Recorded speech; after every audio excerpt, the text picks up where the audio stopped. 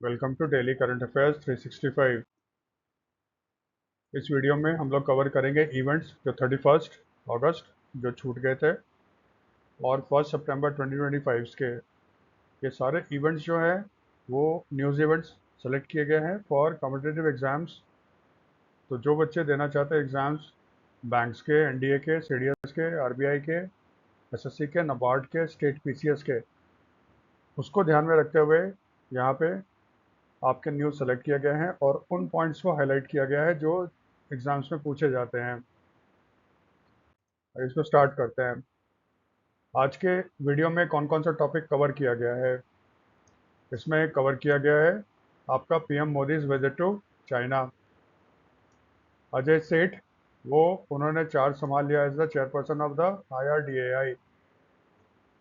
India और USA का joint military exercise Yudh Abhyas ये स्टार्ट होगा आपका यूएस में। मॉर्गन स्टैनली ने इंडिया के ग्रोथ रेट को अपग्रेड करके 6.7% पे कर दिया है। आदिवानी इंडिया का पहला एआई होता है artificial intelligence powered translation platform for tribal languages को लॉन्च कर दिया गया है। 2026 BWF यानी badminton world federation world championship new Delhi में आपका होगा। सात्विक साईराज, रनिक रेड्डी एंड चिराग शेट्टी इन्होंने फिर एक ब्रॉन्ज मेडल जीता है मेंस डबल्स में at the 2025 BWF world championship. और जो फिफ्थ एडिशन था आसियान इंडिया यूथ समिट ये आपका गोवा में हुआ था। ये सारे न्यूज़ को हम लोग कवर करेंगे और उन पॉइंट्स को हाईलाइट किया जाएगा जो एग्जाम्स के लिए रेलेवेंट है। पहला करते हैं PM Modi's visit to China. आप जानते हो एक अलग सा वीडियो बनाया था जिसमें हम लोगों ने उनके जापान के विजिट को डिस्कस किया था, क्योंकि जापान का विजिट बायलैटरल था और बहुत सारा इवेंट्स हुआ था। तो एक वीडियो उसके लिए अलग से बना दिया गया है, उसको काइंडली एक बार आप देख लो। तो पीएम मोदी 2 कंट्री के विजिट पे गए थे, जापान और फिर चाइना। पहले जापान गए 29-30 अगस्त को वहाँ पे थे, फिर 31 अगस्त और 1 सितंबर वो आपके चाइना में थे। अब देखो, जापान का विजिट बायलैटरल था लेकिन चाइना का विजिट बायलैटरल नहीं था। बायलैटरल मतलब होता है ना जब एक देश के नेता दूसरे देश में जाते हैं और दोनों के संबंधों के बीच में डिस्कशन वगैरह होता है। ऐसा नहीं था चीन में। ठीक है, वो चाइना गए थे अटेंड करने के लिए 25th Shanghai cooperation organization SCO council of heads of state. और ये मीटिंग कहाँ पे हुई थी? तियानजिन में।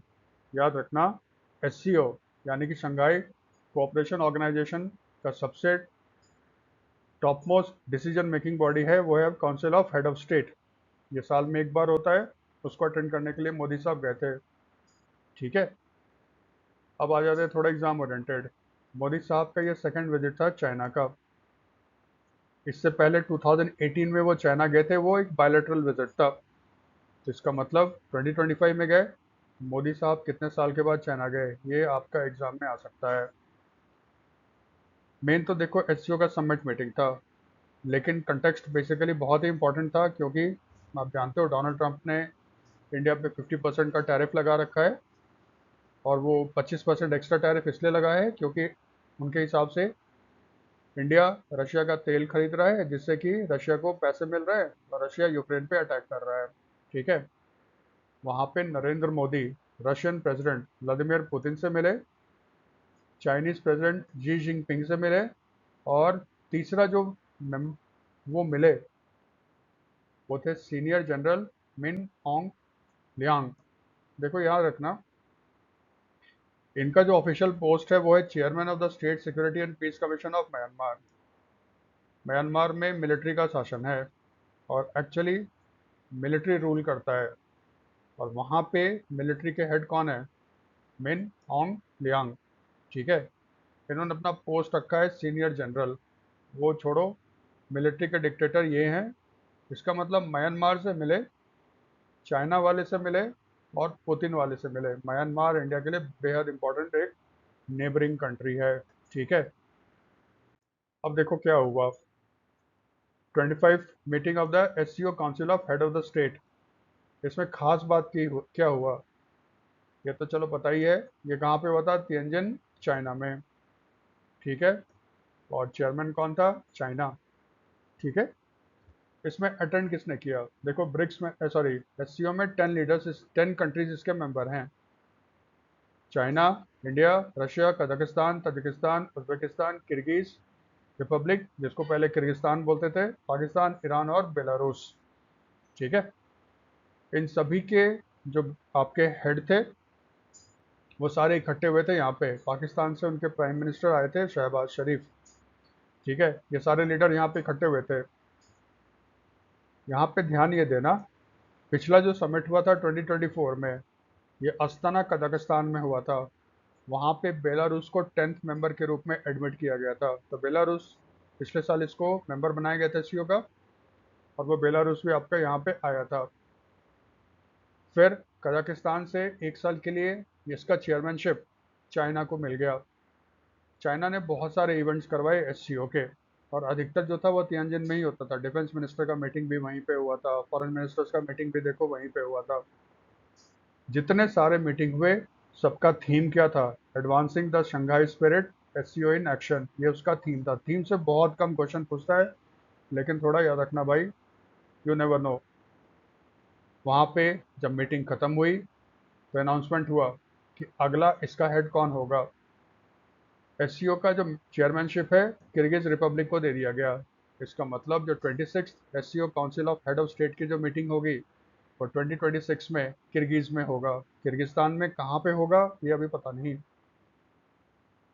एससीओ के मीटिंग में एक चीज़ और हुआ, वहाँ पे लाओ पीपल डेमोक्रेटिक रिपब्लिक, कहीं कहीं ना लाओस लिखा हुआ आपको मिलेगा, एक्चुअली इसका ऑफिशियल नेम है लाओ पीपल डेमोक्रेटिक रिपब्लिक। ये एक साउथ ईस्ट एशियन कंट्री है, चाइना के साथ इसका बहुत अच्छा संबंध है। उसको तियानजिन में एक ऑब्जर्वर स्टेटस दिया गया, ठीक है। इसका मतलब ना अब 3 देश हो गए ऑब्जर्वर। एक हो गया अफगानिस्तान, दूसरा हो गया मंगोलिया, और तीसरा देश हो गया लाओ पीपल डेमोक्रेटिक रिपब्लिक। याद रखना, अफगानिस्तान को सस्पेंड कर दिया गया था 2021 में, जब वहाँ पे तालिबान ने पावर कैप्चर कर लिया, ठीक है। लेकिन ऑब्जर्वर स्टेटस कितने देश को दिया गया है? 3। लाओ नवीनतम है, अफगानिस्तान और मंगोलिया। एससीओ में एक ट्रेडिशन है, ट्रेडिशन ये है कि जो कंट्री अगला होस्ट होगा उसके किसी एक सिटी को tourist and cultural capital of the SCO घोषित किया जाता है। तो क्योंकि ये किर्गिज रिपब्लिक को अगला चेयरमैनशिप दिया गया है, इसलिए किर्गिज रिपब्लिक का जो सिटी है चोलपॉन अता, ये किर्गिस्तान भी लिखते हैं किर्गिज भी लिखते हैं, तो किर्गिज रिपब्लिक या किर्गिस्तान का जो सिटी है चोलपॉन अता, उसको बना दिया गया है tourist and cultural capital of the SCO for 25-26। फिर जी जिनपिंग ने क्या करवाया? उसने एससीओ प्लस मीटिंग करवाई। प्लस का मतलब है और कंट्रीज को भी इनवाइट किया जाता है इस मीटिंग में। जी जिनपिंग ने आपका एससीओ प्लस की मीटिंग करवाई, और ये 1 सितंबर को हुआ था, जस्ट समिट मीटिंग के बाद। इसमें किसने किसने अटेंड किया? इसने अटेंड किया आपका 10 SCO member country. Observer country Mongolia, क्योंकि बाद में इसको बनाया गया ना, इसलिए ऑब्जर्वर कंट्री के रूप में सिर्फ मंगोलिया को लिखा गया, ठीक है। Dialogue partner Azerbaijan, Armenia, Cambodia, Maldives, Myanmar, Nepal, Turkey and Egypt. China ने कुछ गेस्ट कंट्रीज को बुलाया जिसके उसके साथ संबंध अच्छे हैं। तुर्कमेनिस्तान, इंडोनेशिया, लाओ, मलेशिया एंड वियतनाम। लाओ बोलो या लाओस बोलो, एक ही देश है। इसको गेस्ट के रूप में बनाया, और फिर लाओस को ना आपका ऑब्जर्वर कंट्री बना दिया गया, ठीक है। इसका मतलब देखो 10 कंट्री आए, ऑब्जर्वर कंट्री आए। ऑब्जर्वर का मतलब होता है कि जो मेन समिट मीटिंग होगा उसमें ऑब्जर्वर कंट्री नहीं आएगा, उसमें सिर्फ एससीओ के मेंबर्स कंट्रीज होते हैं वही आपके पार्टिसिपेट करते हैं। डिक्लेरेशन वगैरह जो इशू होता है सिर्फ वो 10 मेंबर कंट्रीज की सहमति से होता है। बाद में ऑब्जर्वर कंट्री या डायलॉग पार्टनर जो होते हैं वो इसमें पार्टिसिपेट करते हैं। इसका मतलब देखो ये है कि अगला जो मेंबर बनेगा एससीओ का, मोस्ट प्रोबेबली आपका मंगोलिया बन सकता है, अफगानिस्तान बन सकता है, या फिर लाओ बन सकता है, ठीक है। बाकी ये डायलॉग पार्टनर हैं। थोड़ा एससीओ के बारे में जान लो। शंघाई कोऑपरेशन ऑर्गेनाइजेशन, इसमें देखो फुल फॉर्म पूछेगा। एस का मतलब क्या, सी का मतलब क्या, ओ का मतलब क्या। एस हो गया शंघाई, सी हो गया कोऑपरेशन, ओ हो गया ऑर्गेनाइजेशन। ये जो ऑर्गेनाइजेशन है ये बेसिकली चाइना का और रशिया का है। इसको बनाया गया था 2001 में। देखो हुआ क्या था, सेंट्रल एशियन कंट्री हैं 5: उज्बेकिस्तान, तजाकिस्तान, किर्गिस्तान, कजाकिस्तान और तुर्कमेनिस्तान। ये पहले सोवियत यूनियन के पार्ट हुआ करते थे। बाद में सोवियत यूनियन जब बिखर गया ये 5 कंट्री इंडिपेंडेंट हो गए। यहाँ पे ना आपका मिनरल्स है, गैस है, ऑयल है, तो उसके हिसाब से ये बहुत इंपॉर्टेंट हो जाते हैं ये कंट्रीज। और ये बाउंड्री शेयर करते हैं चाइना के साथ भी। और ध्यान रखना ये सारे मुस्लिम कंट्री हैं। चाइना का जो शिंकियांग प्रोविंस है वो मुस्लिम डोमिनेटेड है, और वहाँ पे भी ना एक इंडिपेंडेंस की मूवमेंट चल रही है। ठीक है, चाइना भी चाहता है यहाँ पे उसके संबंध अच्छे रहे ताकि शिंकियांग पे कोई बुरा असर ना पड़े। इसलिए चाइना और रशिया ने मिलकर आपका बनाया पहले शंघाई 5। इसको शंघाई 5 इसलिए कहते थे क्योंकि शंघाई में मीटिंग हुई थी, चाइना में शहर है, उसमें 5 देश थे। ये 5 देश थे आपके चाइना, रशिया, कजाकिस्तान, ताजिकिस्तान और उज्बेकिस्तान। बाद में फिर इसको कन्वर्ट कर दिया गया इनटू शंघाई कोऑपरेशन ऑर्गेनाइजेशन। इसका जो मेन एम था वो था रीजनल सिक्योरिटी को बढ़ावा देना, एंटी टेररिज्म को बढ़ावा देना। इसका सबसे बड़ा जो डिसीजन मेकिंग बॉडी है वह council of head of states है, जो हर साल एक बार मीटिंग करता है। देखो मोदी साहब बार बार नहीं जाते इसमें, लेकिन इस बार क्योंकि 2024 में जो मीटिंग हुई थी अस्ताना में, मोदी साहब नहीं गए थे, वो फॉरेन मिनिस्टर जयशंकर साहब गए थे। लेकिन इस बार सर्कमस्टांसेस ऐसा था इसलिए मोदी साहब खुद गए थे। ठीक है, एससीओ का जो ऑफिशियल लैंग्वेज है वो है रशियन और चाइनीज़। ठीक है, और ये तो कर ही लिया हम लोगों ने, परमानेंट मेंबर्स कौन है, ऑब्जर्वर मेंबर्स कौन है। इसका जो हेडक्वार्टर है वो है आपका बीजिंग चाइना में। ये तो आपका स्टैटिक हो गया एससीओ के बारे में। सेकंड न्यूज़, अजय सेठ ने कार्यभार संभाल लिया RIDAI, insurance regulatory development authority of India. ठीक है, insurance regulatory and development authority of India. ठीक है, उसके ये बन गए हैं आपके चेयरपर्सन, और इन्होंने अपना कार्यभार संभाला 1 सितंबर 2025 को। इन्होंने रिप्लेस किया है देबाशीष पांडा को, जिनका टर्म खत्म हो गया था 13 मार्च 2025 को। लंबा गैप हो गया। अब देखो ध्यान क्या रखना है, एक बेहद सिंपल सा क्वेश्चन रहेगा, IRDA का नया चेयरमैन कौन है, अजय सेठ। फिर पूछेगा ना कितने साल के लिए इनको अपॉइंट किया गया है, 3 इयर्स, ये काम का है। दूसरा, फिर अजय सेठ बेसिकली IAS ऑफिसर हैं। वो department of economic affairs, union ministry of finance में पहले सेक्रेटरी होकर रिटायर हुए थे। अब थोड़ा अलग देखो, क्वेश्चन कैसे पूछता है उस पर डिपेंड करता है। अगर पूछता है अजय सेठ को कितने समय के लिए अपॉइंट किया गया तो 3 इयर्स। ठीक है, लेकिन अगर पूछता है कि जो चेयरपर्सन होता है IRDAI का, उसका टर्म, उसका कार्यकाल कितना होता है, ठीक है, तो वो होता है 5 इयर्स और 65 इयर्स, जो भी पहले हो जाए। इसका मतलब अगर 65 इयर्स होगा तो ऑटोमेटिकली वो आपके रिटायर हो जाएंगे, या फिर मैक्सिमम उनको टर्म दिया जा सकता है वो 5 इयर्स का एक बार में दिया जा सकता है। ठीक है, हाँ, अगर 5 साल पूरे हो गए लेकिन फिर भी अभी 65 साल के नहीं हुए, तो गवर्नमेंट ऑफ इंडिया चाहे तो उनको फिर से रीअपॉइंट कर सकता है। तो दो क्वेश्चन बनेगा, क्वेश्चन के वर्डिंग पे बनता है आंसर। अजय सेठ का कार्यकाल कितना है, 3 इयर्स। चेयरपर्सन ऑफ IRDAI का कितना होता है, तो 5 इयर्स और 65 इयर्स, whichever is earlier। थोड़ा सा इस पर ध्यान रखना भाई, पूछते हैं ऐसे। थोड़ा सा IRDAI के बारे में जान ले। हमारे देश में इंश्योरेंस सेक्टर, बीमा को रेगुलेट कौन करता है, RIDAI। गवर्नमेंट ऑफ इंडिया ने 1993 में, जब PV नरसिम्हा राव आपके प्राइम मिनिस्टर थे और मनमोहन सिंह आपके फाइनेंस मिनिस्टर थे, इकोनॉमिक रिफॉर्म के प्रोसेस को तेज किया गया था। इंश्योरेंस सेक्टर के रिफॉर्म के लिए गवर्नमेंट ने आपका एक कमेटी सेटअप किया, और कमेटी के चेयरमैन थे आर एन मल्होत्रा, जो आरबीआई के पहले गवर्नर हुआ करते थे। ये अभी भी कभी कभी पूछ लेता है। इंश्योरेंस सेक्टर रिफॉर्म कमेटी के चेयरमैन कौन थे? या फिर IRDAI किस कमेटी के रिकमेंडेशन पे गवर्नमेंट ऑफ इंडिया ने बनाया? तो R N Malhotra committee.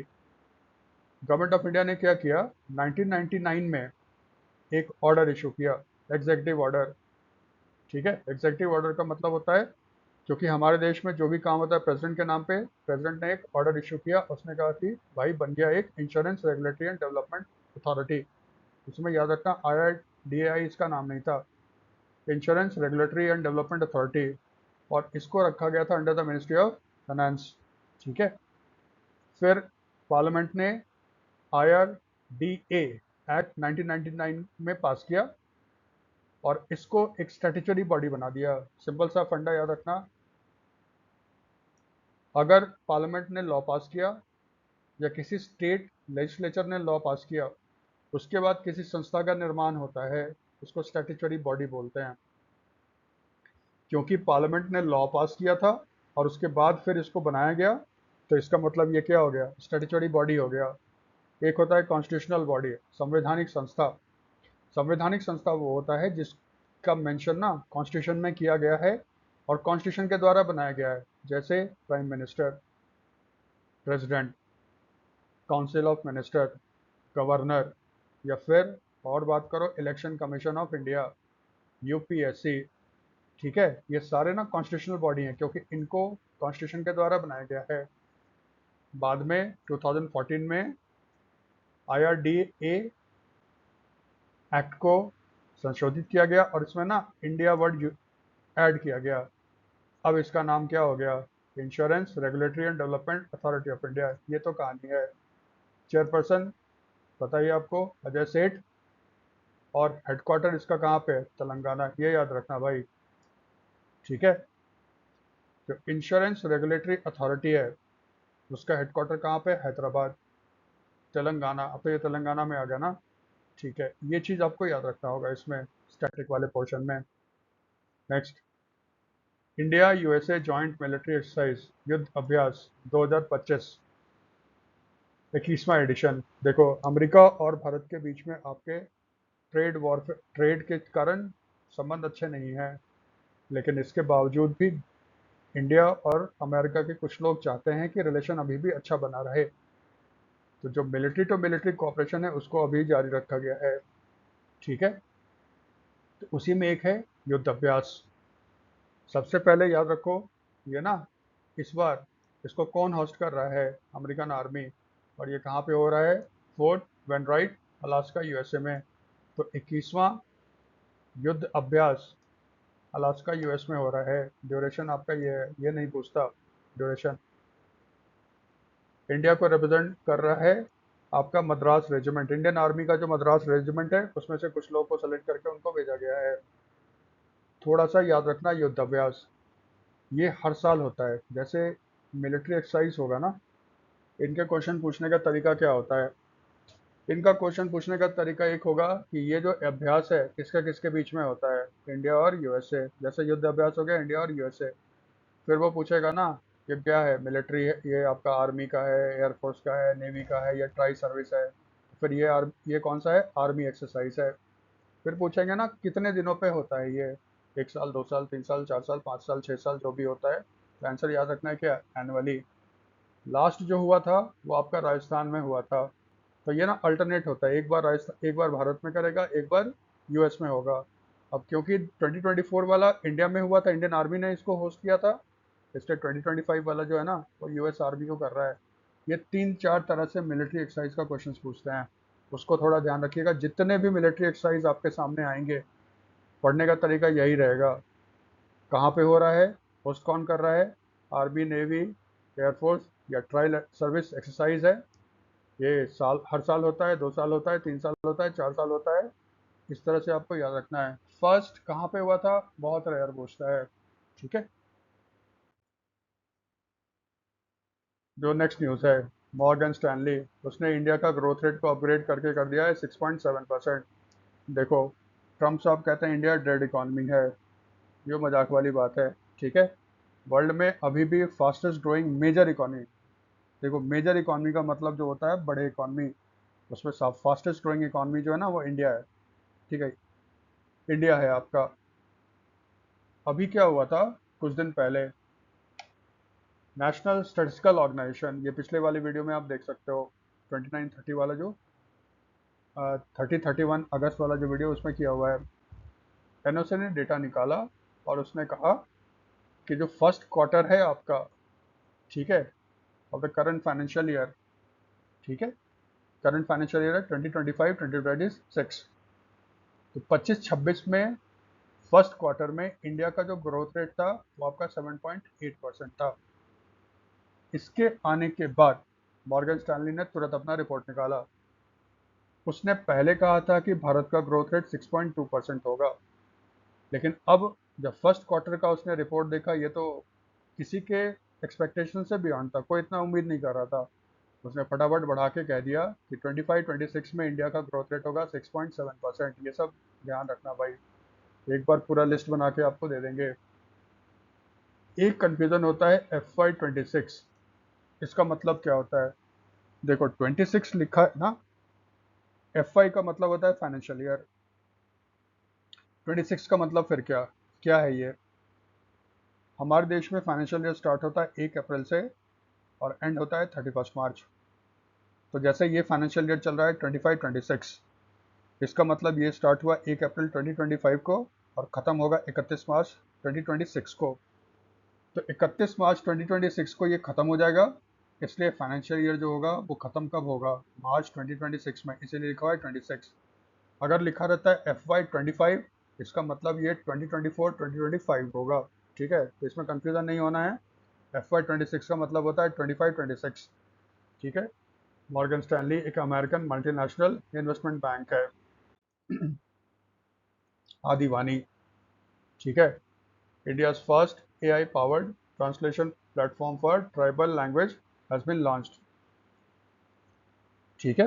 Government of India ने डिजिटल इंडिया लॉन्च किया है। उसका एक चीज़ ये भी है कि एक ऐसा प्लेटफॉर्म बनाया जाए, जैसे गूगल है ना, गूगल ट्रांसलेट करता है इंग्लिश को हिंदी में और हिंदी को इंग्लिश में, और भी बहुत सारे लैंग्वेज हैं उसमें। भारत सरकार चाहता है भाषणी प्रोजेक्ट कि भारत में जितने सारे लैंग्वेज बोले जाते हैं, स्पेशली जो आपके 8 शेड्यूल में 25 लैंग्वेज हैं, उनको आप ऑनलाइन ट्रांसलेट कर सकते हो एक भाषा से दूसरे भाषा। ये प्रोजेक्ट चल रहा है। इसी प्रोजेक्ट के तहत आपका जो ट्राइबल लैंग्वेज है उनका भी एक AI power translation platform launch किया गया है। इस प्लेटफॉर्म का देखो नाम है आदिवानी। आदि मतलब पुरातन। भारत में जो आदिवासी हैं या शेड्यूल्ड ट्राइब्स, जिसको अब हम लोग बोलते हैं कॉन्स्टिट्यूशनली, शेड्यूल्ड ट्राइब्स को देखो आदिवासी। आदिवासी मतलब बहुत पुराना। वाणी का मतलब होता है क्या? लैंग्वेज, भाषा, ठीक है। तो आदिवानी है, ये भारत का पहला AI पावर्ड ट्रांसलेशन प्लेटफॉर्म है ट्राइबल लैंग्वेज, ठीक है। अभी देखो बीटा वर्जन है। बीटा मतलब इसको अभी ना और अच्छा करना है। एग्जाम पे आ जाओ। किसने लॉन्च किया? Union ministry of tribal affairs ने, ठीक है। कहाँ लॉन्च किया? कहाँ लॉन्च भी पूछ लेता है कि ये कहाँ पे लॉन्च किया गया था? न्यू दिल्ली में। ये 1 तारीख को ही हुआ है, ठीक है, कल ही हुआ था। ये कंट्री का ये है, ठीक है। इसको डेवलप किसने किया है? लीड रोल जो था वो IIT दिल्ली का था। और इसमें उसके साथ साथ साथ कौन थे? Bits Pilani, Birla institute of technology, है ना, पिलानी, IIT हैदराबाद, IIT होता है, Indian institute of information technology Hyderabad, IIT नवा Raipur, and the tribal research institute of Jharkhand, Orissa, Madhya Pradesh, Chhattisgarh and Meghalaya. इसका मतलब यही आ रहा है ना कि इन स्टेट्स के ही जो ट्राइबल लैंग्वेज है उनको पहले शामिल किया गया होगा। तो बीटा वर्जन में कौन कौन सा लैंग्वेज सपोर्ट कर रहा है? संथाली, जो उड़ीसा में बोला जाता है, भीली, जो मध्य प्रदेश में बोला जाता है, मंडारी, जो झारखंड में बोला जाता है, गोंडी, जो बोला जाता है छत्तीसगढ़ में। गवर्नमेंट के हिसाब से कुई, ये बोला जाता है खोन ट्राइब्स के जो उड़ीसा के हैं, एंड गारो, मेघालय के जो ट्राइबल्स हैं। ये भी आपका शामिल किया जाएगा, ये अभी डेवलपमेंट स्टेज में है, ठीक है। तो सपोर्ट लैंग्वेज क्या होगा? संथाली उड़ीसा वाला, भीली मध्य प्रदेश, मंडारी झारखंड, गोंड गोंडी सॉरी छत्तीसगढ़, कुई गारो। इसमें देखो क्या कर सकता है, कुछ ना पूछे, वो सीधा पूछेगा जो कोई ट्राइबल लैंग्वेज है ये किसके द्वारा बोला जाता है, किस ट्राइब के द्वारा बोला जाता है, या इस किस स्टेट के ट्राइब्स के द्वारा बोला जाता है, ऐसे करके भी पूछ सकते हैं। तो वहाँ पे हमारा आंसर क्या हो जाएगा, उड़ीसा। तो थोड़ा स्टेट का भी नाम ध्यान में रखना है। ठीक है।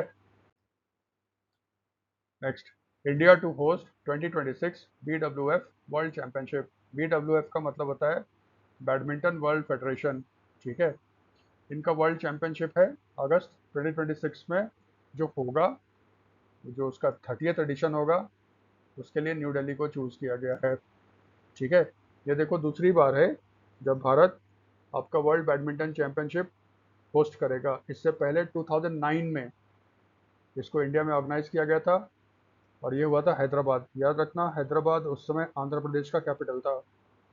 2014 में आंध्र प्रदेश को 2 पार्ट्स में डिवाइड किया गया, एक आंध्रा एक दूसरा तेलंगाना। आज हैदराबाद जो है ना वो तेलंगाना की राजधानी है, आंध्रा की नहीं। आंध्रा की नई राजधानी बन रही है अमरावती। देखो कब तक बन के तैयार होता है। ठीक है। History of BWF world championship, ये स्टैटिक वाला पोर्शन हो गया। जो पहला आपका बैडमिंटन का वर्ल्ड चैंपियनशिप हुआ था वो हुआ था स्वीडन में 1977 में। ठीक है। और उस समय ना हर 3 साल पे आपका होता था वर्ल्ड बैडमिंटन चैंपियनशिप। 94 में इन्होंने क्या डिसाइड किया, इसको अब हम 2 साल में करेंगे। लेकिन 2006 के बाद जो वर्ल्ड बैडमिंटन चैंपियनशिप है ये एवरी ईयर होता है। लेकिन ध्यान रखना, जिस साल ओलंपिक होगा, समर ओलंपिक्स, उस साल बैडमिंटन वर्ल्ड चैंपियनशिप नहीं होता है। जैसे 2024 2024 में आपका पेरिस ओलंपिक हुआ था, इसलिए वहाँ पे आपका वर्ल्ड बैडमिंटन चैंपियनशिप नहीं हुआ था। तो अगर ओलंपिक ईयर्स को छोड़ दें तो हर साल आपका ये आयोजित किया जाता है 2006 से। कोपेनहेगन डेनमार्क की राजधानी है। इसने अब तक 5 बार इसको होस्ट किया है। सबसे ज़्यादा करने वाला शहर या देश कोपेनहेगन है। ठीक है। थोड़ा इंडिया का रिकॉर्ड भी देख लेते हैं चैंपियनशिप में। 2025 का जो अभी ख़त्म हुआ है, नेक्स्ट स्लाइड में देखेंगे, पेरिस में हुआ था, उसको अगर जोड़ लें, भारत ने अभी तक 15 मेडल जीते हैं यहाँ पे बैडमिंटन के वर्ल्ड चैंपियनशिप में।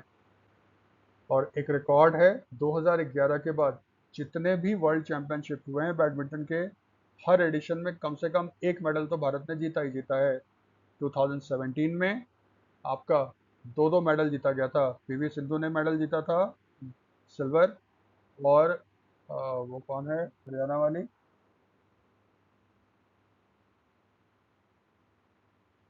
नाम स्लिप कर रहा है। ठीक है। उसने आपका 2017 सॉरी 2017 में उसने आपका ब्रॉन्ज मेडल जीता था। ठीक है। वो कौन है,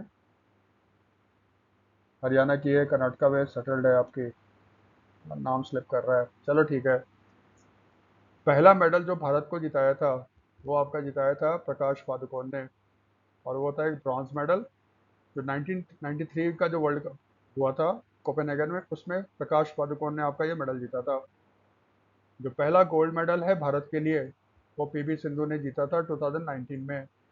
और सबसे ज़्यादा मेडल जीतने वाली कौन है, पीवी सिंधु। इसने आपका 5 बार जीता है। चलो नाम याद आ गया। 2017 में पीवी सिंधु ने आपका सिल्वर जीता था, और साइना नेहवाल, उसने आपका ब्रॉन्ज जीता था। तो उसमें 2-2 मेडल मिले थे भारत को। इसके अलावा हर में एक ना एक मेडल तो आपका मिला ही मिला है। तो ये ऑर्गेनाइज कौन करता है, इसको ऑर्गेनाइज करता है बैडमिंटन वर्ल्ड फेडरेशन। ठीक है। स्टैटिक वाला हो गया। देखो 1934 में आपका एक संस्था बना था इंटरनेशनल बैडमिंटन फेडरेशन IBF, जो वर्ल्ड बैडमिंटन को रेगुलेट करे, मेंस एंड वुमेन्स का। 2006 में इसका नाम बदल दिया गया और इसको कर दिया गया बैडमिंटन वर्ल्ड फेडरेशन। ठीक है। इसका मतलब 1977 में जब पहला वर्ल्ड कप हुआ होगा बैडमिंटन का, उसको इंटरनेशनल बैडमिंटन फेडरेशन ने ऑर्गेनाइज किया होगा। ठीक है। अब ये कौन करता है, बैडमिंटन वर्ल्ड फेडरेशन। इसका हेडक्वार्टर है Kuala Lumpur, Malaysia. 202 national badminton association इसके मेंबर हैं। और इसकी जो प्रेसिडेंट है वो है खुनयिंग बतामा लिसवद त्रकुल, शायद स्पेलिंग सॉरी प्रोनाउंसिएशन शायद सही हो। ये ना सेकंड वुमेन है जो BWF की प्रेसिडेंट बनी है आज तक। इससे पहले पहली वुमेन जो बनी थी वो चाइना की थी, लू शेनग्रोंग। ये चाइना की थी, जब 1993 में बनी थी उस समय इसको हम लोग इंटरनेशनल बैडमिंटन फेडरेशन के नाम से जानते थे। तो थोड़ा ध्यान रख लेना भाई। इसका हेडक्वार्टर कहाँ है? Kuala Lumpur, Malaysia. Next news. Satwik Sairaj, रानिक Reddy, रंकी Reddy and Chirag Shetty, इन्होंने ब्रॉन्ज मेडल जीता है मेंस डबल्स में। ये जो वर्ल्ड बैडमिंटन चैंपियनशिप 2025 में, ठीक है। सात्विक साईराज, रंकी रेड्डी और चिराग शेट्टी, ये क्या हुआ था? ये ना मेंस के डबल्स इवेंट में ये आपका सेमीफाइनल में अपना मैच हार गए थे चाइना के चेन गो यांग और ली युई से, ठीक है। ध्यान रखना, अब बहुत सारे ऐसे चैंपियनशिप होते हैं जिसमें जो सेमीफाइनल में हार जाते हैं ना, तो दोनों हारने वाले को ब्रॉन्ज मेडल दे दिया जाता है, ठीक है। पहले तो ब्रॉन्ज मेडल के लिए मैच हुआ करता था, क्योंकि ये सेमीफाइनल में हार गए इसीलिए इनको मिला है आपका ब्रॉन्ज मेडल, ठीक है। इसलिए ना 25 में भी भारत को एक मेडल तो आ ही गया। ये दूसरी बार है जब इन्होंने मेडल जीता है वर्ल्ड बैडमिंटन चैंपियनशिप में। इससे पहले उन्होंने फिर एक ब्रॉन्ज मेडल जीता था 2022 के एडिशन में, जो टोक्यो जापान में आपका आयोजित किया गया था। मेंस का सिंगल किसने जीता? World number 1 she Yuki, China के, और उन्होंने हराया किसको? कुनलवुत विथित दसान ऑफ थाईलैंड। ये विनर थे आपके प्रीवियस एडिशन के। वुमेन्स सिंगल्स जीता है अकानी यामागुची, और उन्होंने हराया किसको? चेन यूफे।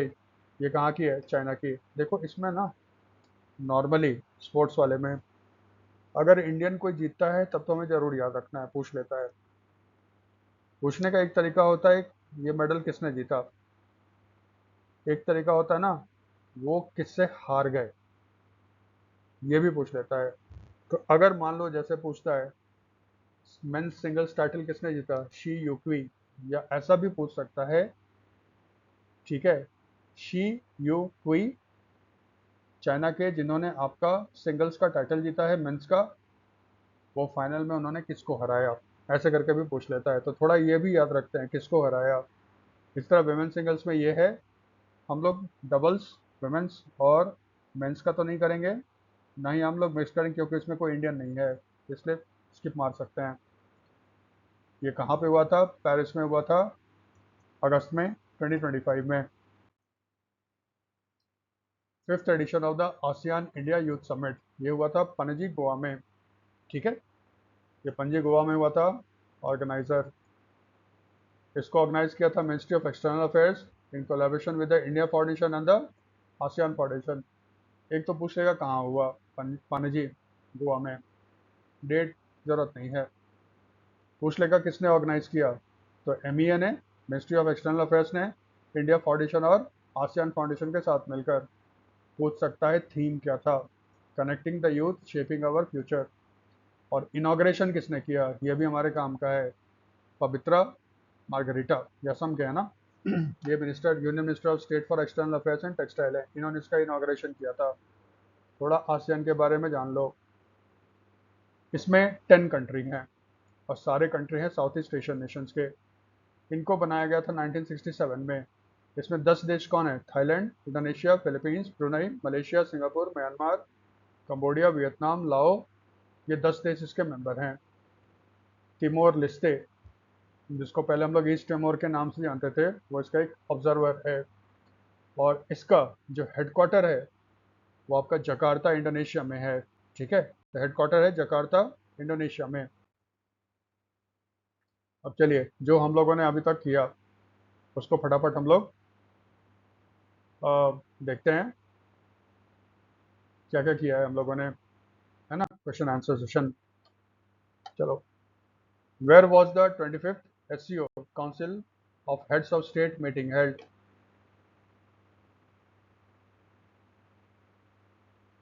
एक option Astana, Sochi, Tianjin, Beijing, none of this. इसका आंसर है तियानजिन, चाइना। ठीक है। After how many years has the prime minister Modi visited China in 2025? कितने साल के बाद प्रधानमंत्री चीन गए 2025 में? एक ऑप्शन है 5 years, 6 years, 7 years, 8 years, none of this. हो सकता है शायद यही पूछे, कितने साल के बाद मोदी साहब चीन गए। आंसर है 7 ईयर्स, क्योंकि लास्ट टाइम वो गए थे 2018 में। Next, which country will host the 26th SCO council of head of state meeting in 2026? China, India, Kazakhstan, Kyrgyz Republic और पाकिस्तान।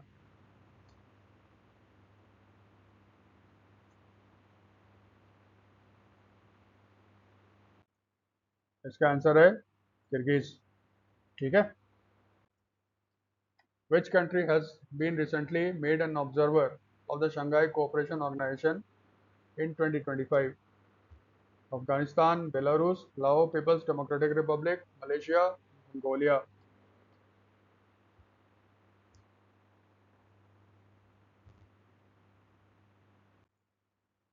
आप जानते हो इसका आंसर क्या है? लाओ। Who has been appointed as the chairperson of the Insurance Regulatory and Development Authority of India (IRDAI)? Debashish पांडा, अजय सेठ, RN. Malhotra, Bimal Mohan, none of these। ये तो आसान है। चलो, इसका आंसर क्या है? अजय सेठ। और अपॉइंट किए गए कितने दिन के लिए? 3 साल के लिए। Next, what is the maximum term of the chairperson of the IRDAI? IRDAI का मैक्सिमम टर्म कितना हो सकता है उसके चेयरपर्सन का? एक ऑप्शन है 5 ईयर्स और 62 years, whichever is earlier. B है 3 ईयर्स और 65 years, whichever is earlier. C है 5 ईयर्स और 65 years, whichever is earlier. D है आपका 5 ईयर्स और 65 years, whichever is earlier, none of these.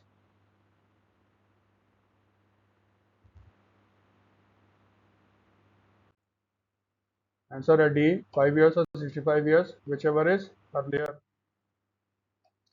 Which wing of the Indian Armed Forces conducts joint military exercise Yuddh Abhyas with the United States Armed Forces? ठीक है। भारत के सशस्त्र बल के कौन सा विंग आपका युद्ध अभ्यास करता है अमेरिका के साथ? Indian army, Indian navy, Indian air force, tri service exercise, none of this. इसका आंसर क्या है? Indian army. ठीक है। और ये तो जानते हो कहाँ हो रहा है? अलास्का, यूनाइटेड स्टेट्स में। Next question. According to a recent report of Morgan Stanley, the Indian economy is expected to grow in 2025-26 by एक ऑप्शन 6.2%, बी है 6.5, सी है 6.7, डी है 7.8, ई है आपका none of this.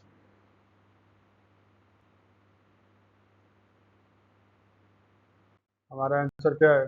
6.7%। Ninth, which city of India will host the 30th edition of the BWF world championship 2026? Badminton world championship 2026 में भारत के कौन सा शहर आपका आयोजित करेगा? Bengaluru, Ahmedabad, Hyderabad, New Delhi, none of this.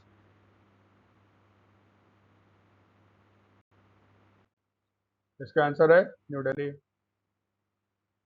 After how many years, year या years, is the BWF World Championship held? 4 years, 3 years, 2 year, 1 year, no fixed interval।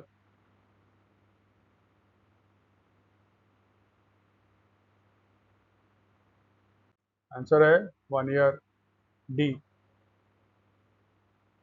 और ये तो आप जानते हो जिस साल ओलंपिक्स होता है वहाँ पे BWF वर्ल्ड चैंपियनशिप नहीं होती। Where is the headquarters of the BWF badminton world federation? Shanghai, Kuala Lumpur, Manila, Jakarta, none of this.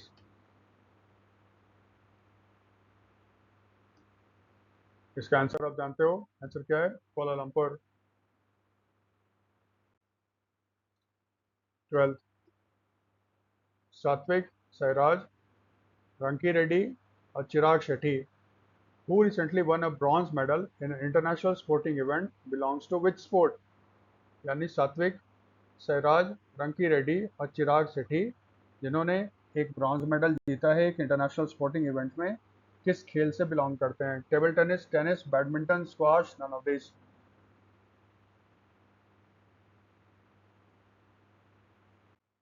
Answer है बैडमिंटन। ठीक है, इस वैरायटी का भी क्वेश्चन पूछा जाता है। 13. Where was the BWF World Championship 2025 held? Kuala Lumpur, B. Paris, France, C. Nanjing, China, D. Copenhagen, Denmark, E. none of these. BWF world championship 2025 कहाँ पे हुआ था? Kuala Lumpur, Paris, Nanjing, Copenhagen, none of these. Answer क्या है? Paris, France में हुआ था। Where was the fifth ASEAN India youth summit 2025 held? ठीक है, new Delhi, Vientiane, Panaji, Hyderabad, none of these.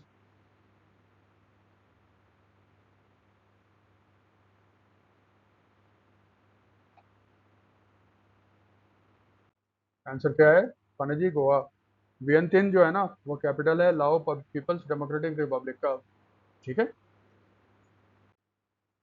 Next, who inaugurated the fifth ASEAN India Youth Summit 2025? External Affairs Minister Dr. Jaishankar, Minister for Youth Affairs and Sports Mansukh Mandavia, Minister of State for External Affairs and Textile Pavitra Margareta, Goa Chief Minister Pramod Sawant, none of these.